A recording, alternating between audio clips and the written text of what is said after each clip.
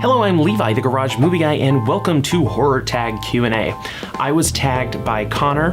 He is the media man, and I think it's funny that he tagged me because I have very limited experience with horror movies. I don't dislike horror movies, but I just don't have enough exposure to them to really intelligently add to the conversation on this, but I'm gonna try.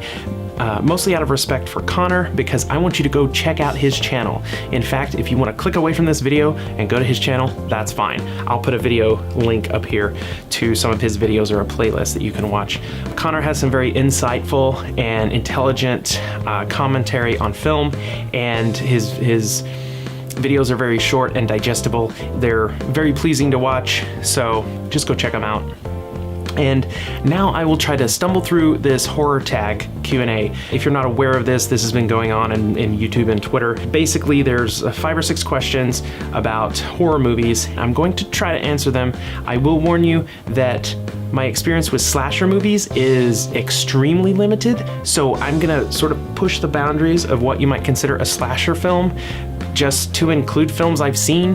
I don't want to mention films that I've heard about that I haven't actually watched, so I'm gonna try to drag this Q&A over to my little experiential bubble so that I can talk about movies that I've actually seen.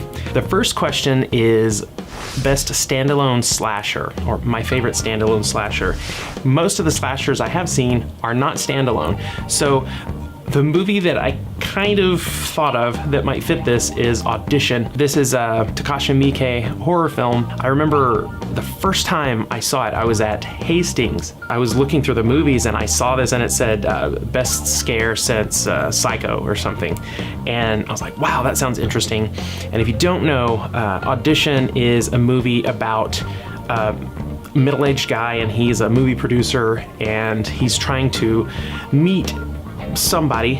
I think he has a son. It's been a while since I've seen it, but his friend says, hey, why don't you hold auditions for a part of a woman who is like a woman that you want to marry, which is a very weird concept, but anyway, it leads into this situation where, without giving too much away, this young lady he meets is way more complicated than he realizes. It's a very slow burn. The movie is a very slow burn, and now that I think about it, it's not a slasher at all. But when I think standalone horror movies that really affected me, that's right there. If you're easily disturbed by like body stuff, then don't watch the movie. But anyway, Audition. Fun movie, fun for the kids. Next is Final Girl, favorite Final Girl. And I have to say that when I think Final Girl, I just think of Jamie Lee Curtis just in general. But I think if I was pushed to select a character, I really like Sidney Prescott from the Scream movies, because the psychology of her being the final girl is what shapes her personality even from the beginning of the first film. I think she's sort of unique in that way because of her history and her mother's history. So I'll choose Sidney Prescott for that. Favorite slasher mask? I have to go with Michael Myers. I know that's probably a boring answer, and probably 30 other people have said this, but I just think there's something unsettling about a mask that's expressionless. It's just frightening, and no matter what Michael Myers does or how horrible he's being, it's that same expression.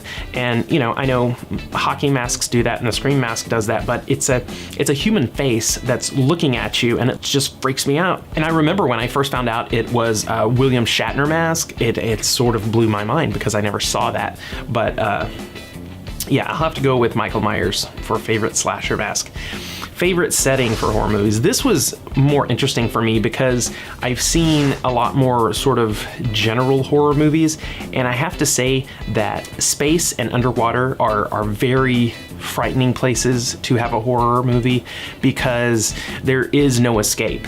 I think right below that would be in one's own home. Like, being trapped in your own home really freaks me out.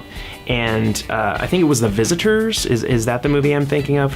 Where these people are sort of trapped in their home. That freaks me out a lot on a sort of, oh my gosh, if that happened to me level.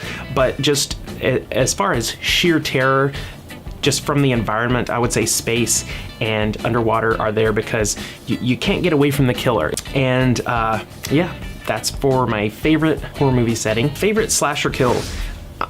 I am drawing a blank on this one. I've been thinking about this for over a week now, and I can't really think of anything.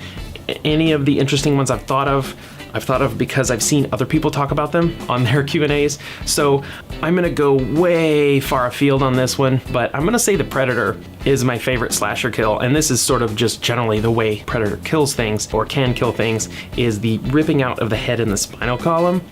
That's cool. It's also efficient because the Predator likes to keep the skull as a trophy, so he's, doing double duty. He's separating it from the rest of the body so he can attach it to his belt and carry it easily with him. It's also handy because if you just chop the head off, you gotta hold it by the hair or stick it on something, but if you still got the spinal cord, you've got something to grip, so it's not gonna be rolling away from you. It's gory, it's cool, and it's practical. So for me, that's my favorite slasher kill. Slasher method, I guess it would be. The worst slasher made. I have no business talking about this because, as I said before, I have very limited experience with slasher movies. Once again, I'm gonna wrestle a movie into this category. It's probably the worst horror movie that I own. It's called Dee Snider's Strangeland. I believe it was written and possibly directed by Dee Snider.